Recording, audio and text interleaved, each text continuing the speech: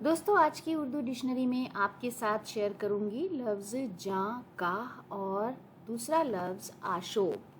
सबसे पहले बात करेंगे लफ्ज़ जां काह पे, जिसका मतलब है जान घटाने वाला या कमज़ोर करने वाला, इंतहाई तकलीफ दे, ज़रर रसां, दिल दहशत ज़दा कर देने वाला, प्राणों को घुलाने वाला, अत्यंत कष्टदायी, दुखदायी, हृदय विदारक, हार्ट ब्रेकिंग, एफिलिक्टिंग, सोल एग्जॉस्टिंग और पैथेटिक जैसे अल्फाज इसके लिए हम इस्तेमाल करते हैं।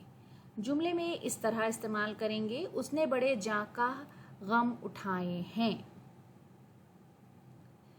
शहनाज नबी का एक शेर है, जिंदगी में यूं तो हर एक हादसा नागाह था, जिस्म के परछाई बनने का अमल जाकाह था।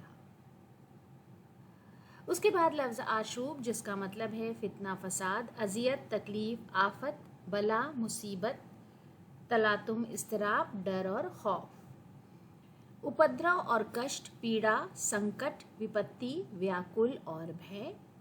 इंग्लिश में इसके लिए एफिलिक्शन, क्लैमिटी, ट्यूमल, डिस्टर्बेंस, टर्बुलेंस, टेरर और डिसीवर जैसे अल्फाज हम इस्तेमाल करते हैं।